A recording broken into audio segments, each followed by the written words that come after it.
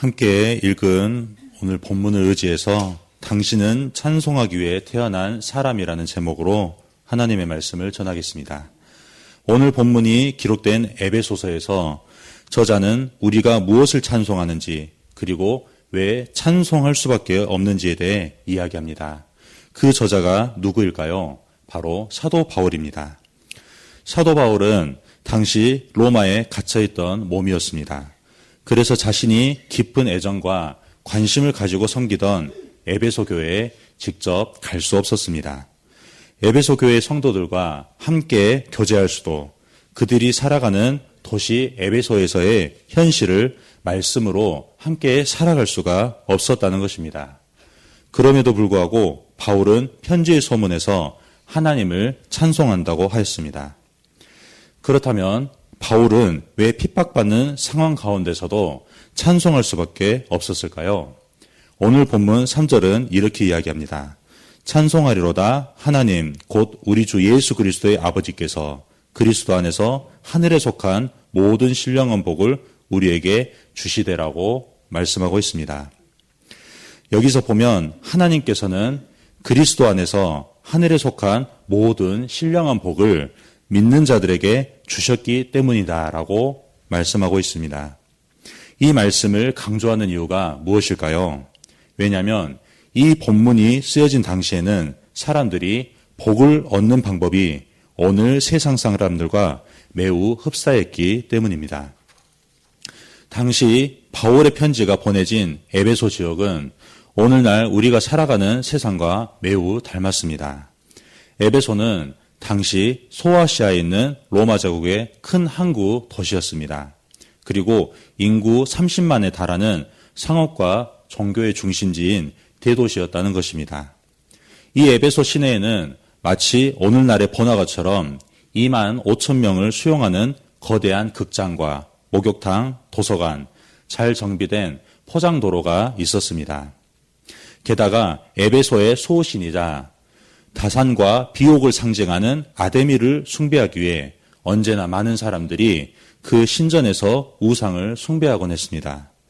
그리고 그 우상을 제작하고 판매하고 소비하는 종교산업이 에베소의 경제활동과 문화, 사람들의 삶 속에 깊숙이 들어와 있었다는 것입니다.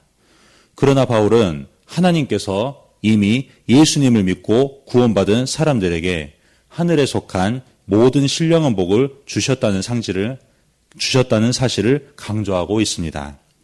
그럼 그 복을 받은 사람들은 어떻게 되나요?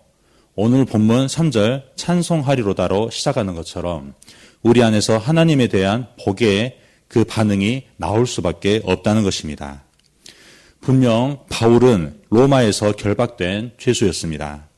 그러나 그의 진짜 신분은 하나님께 이미 복을 받은 사람이었다는 것입니다.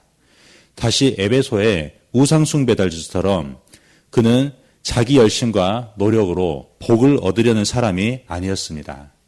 그리고 에베소 성도들 역시 바울처럼 이미 하나님께서 우리에게 복을 주실 수밖에 없는 그 위대한 비밀을 가지고 있다는 것을 찬송하리로다라고 시작하면서 전하고 있다는 것입니다. 그렇다면 바울이 에베소 성도들에게 알려주려고 하는 그 위대한 비밀이 무엇인가요? 바로 우리는 창세전부터 하나님의 예정하심으로 그분의 자녀가 되었다는 것입니다. 오늘 본문 4절입니다.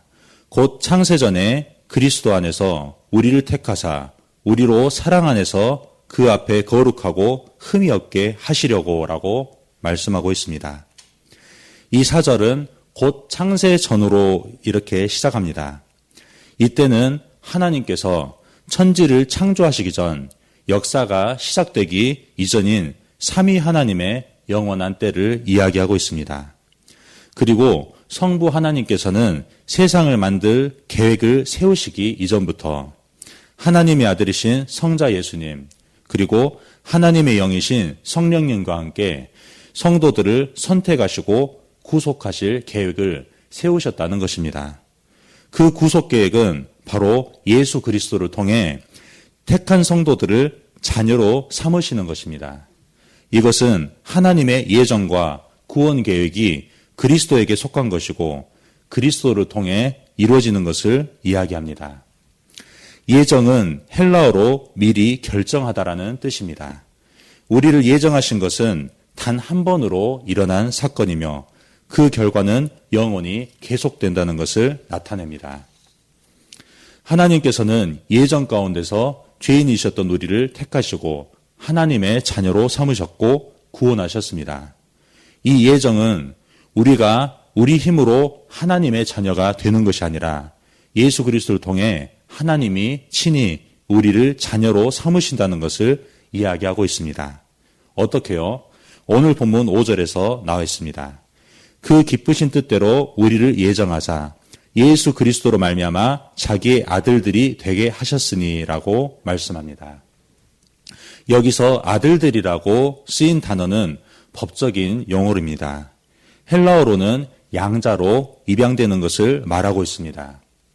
한 아이를 다른 가정에서 입양하는 제도는 당시 로마 시대에서는 흔히 볼 수 있는 제도였습니다. 그리고 그 입양된 아이는 상속자로서 아버지의 모든 재산과 지위와 신분을 물려받게 됩니다. 그뿐 아니라 양자로 입양된 아이가 상속자로서의 자격과 지위와 신분에 걸맞는 그 분량으로 자라도록 아버지는 그 아이를 아낌없이 보살피며 가르치고 양육한다는 것입니다. 그렇다면 이 역사적 사실이 우리에게 이야기하는 것은 무엇일까요? 우리는 아담의 후손으로 죄된 본성을 가지고 태어났습니다. 그래서 우리는 어느 누구도 예외 없이 태어날 때부터 하나님의 의로운 심판과 진노 아래 놓여있던 자들입니다. 그러나 하나님께서는 우리가 이 죄인의 신분을 벗어나 하나님의 양자로 삼으실 것을 예정하셨다는 것입니다. 그 창세 전부터 택하신 하나님의 방법이 바로 그리스도의 구속을 전제로 하고 있다는 것입니다. 죄인된 우리는 죽음으로만 그 죄값을 치를 수 있습니다. 그러나 예수께서 대신 죽으심으로써 우리 대신 죄값을 지불하셨습니다. 우리를 죄에서부터 해방하신 것이 바로 구속이라는 것입니다. 또한 예수님은 죽으신 지 3일 만에 부활하셔서 사망의 권세를 이기셨습니다.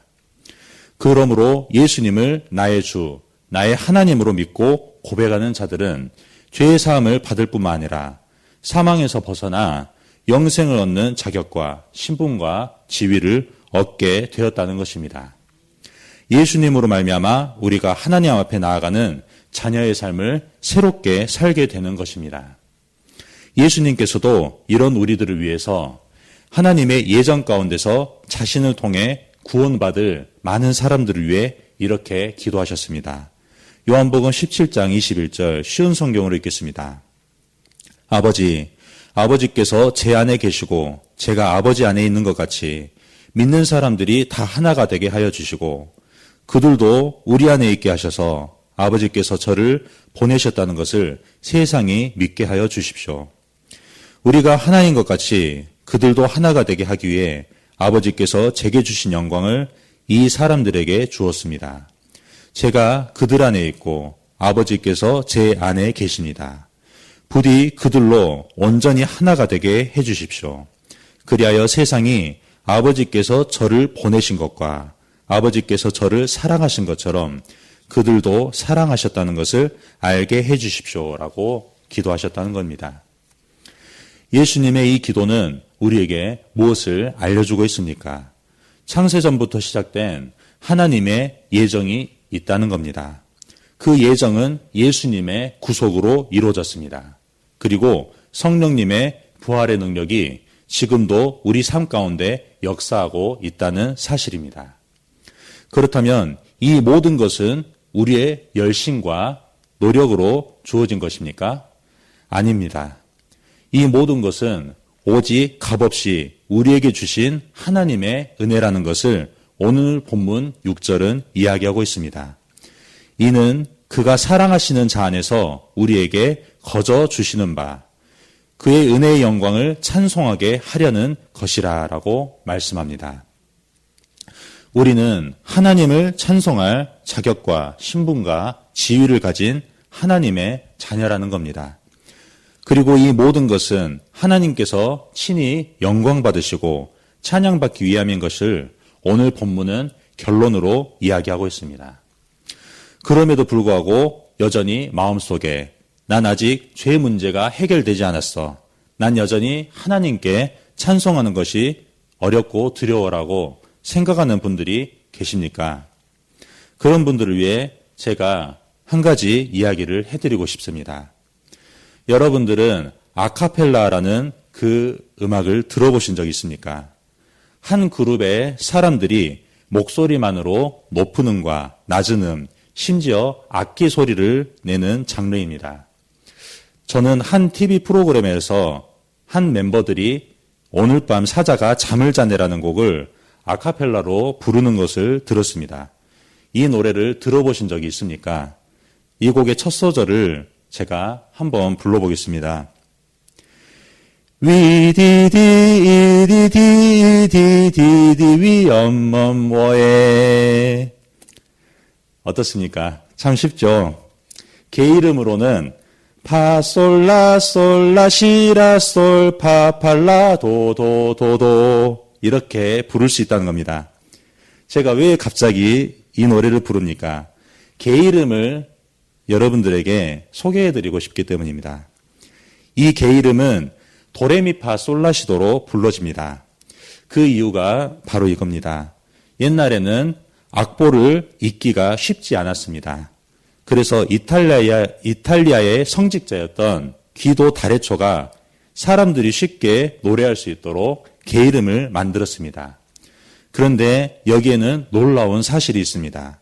이 개 이름은 세례자 요한 탄생 축일의 저녁 기도라는 그 찬양의 가사에서 첫 음절을 따서 도레미파 솔라시도를 만들었다는 겁니다.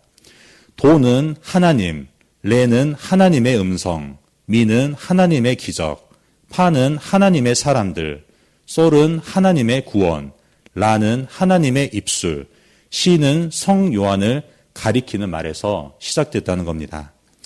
다시 말해서 우리가 부르는 도레미파솔라시도라는 음계의 뿌리에도 하나님을 찬양하는 의미가 담겨 있다는 겁니다.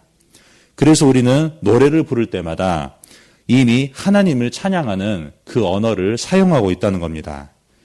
그러므로 우리는 즐거울 때나 기도응답 받을 때나 심지어 우리가 고난을 받을 때에도 우리의 모든 인생 가운데 여전히 찬송하는 사람이라는 겁니다.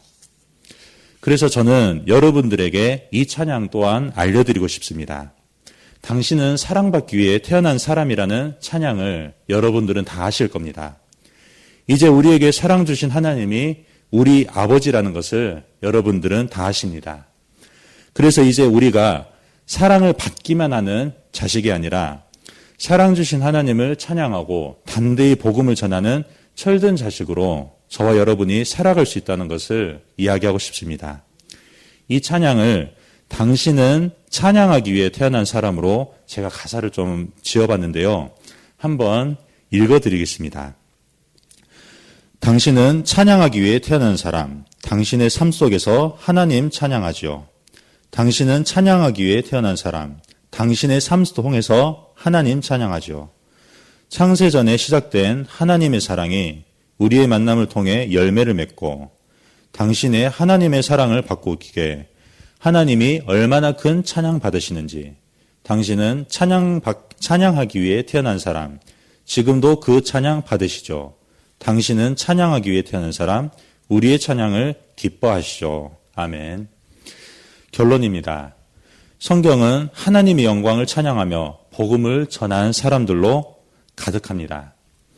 자유를 잃었지만 여전히 하나님을 찬송할 수 있었던 바울처럼 여러분은 찬송하기 위해 태어난 사람입니다. 우리가 가정생활과 학교생활, 직장생활을 하다가 뜻대로 안 될 때가 참 많습니다. 관계 때문에도 마음이 무너질 때가 있습니다. 그러나 하나님은 그런 우리들을 보시며 왜 더 잘하지 못하냐라고 말씀하시는 분이 아닙니다. 하나님은 창세 전부터 그럼에도 불구하고 너는 내 자녀다라고 선언하신 분입니다. 그래서 우리는 상황 때문에 찬송하는 사람이 아니라 정체성 때문에 찬송하는 사람입니다. 그렇다면 우리의 정체성은 무엇일까요? 여러분은 사랑받기 위해 태어난 사람이기 이전에 하나님을 찬송하기 위해 태어난 사람이라는 겁니다. 하나님이 여러분을 선택하셨기 때문에 여러분의 인생은 이미 하나님의 능하신 손에 있는 인생입니다. 나는 찬송하기 위해 태어난 사람이다. 이 정체성을 가지고 앞으로의 인생을 담대하게 살아가는 저와 여러분 되시기를 주님의 이름으로 축원합니다. 아멘. 우리 함께 기도하겠습니다. 오늘 새벽에 주신 말씀을 묵상하면서 기도하시 바랍니다. 성도님들의 가정과 직장을 위해 기도할 때 부부관계와 부모관계, 자녀관계를 위해 일가 친지들을 위해서도 기도하시 바랍니다. 미래세대 청소년부를 위해 기도할 때 섬기는 윤상효 전도사의 성령의 충만함을 위해 청소년부 한 명 한 명을 위해 기도하시 바랍니다. 종군마을을 위해서 기도할 때 마을장님과 순장님과 순원분들을 위해 기도하시 바랍니다.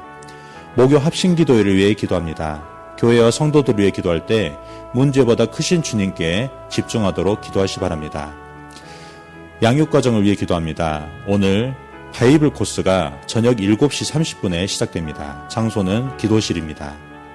담임 목사님의 건강과 성령 충만 가정을 위해 기도할 때 성령님의 인도하심을 따라 하나님께서 주신 말씀이 주인되어 교회를 이끄시게 해달라고 기도하시 바랍니다. 이 나라와 민족과 북한과 열방을 위해서 해외 선교하시는 조병훈 선교사님, 탄자니아 목회자 자녀를 위해 사역하십니다. 광신대학교를 위해 기도할 때 시설 관리자들에게 지혜와 체력을 주셔서 시설이 잘 관리되도록 우리 함께 기도하겠습니다. 사랑이 많으신 하나님 아버지 감사합니다.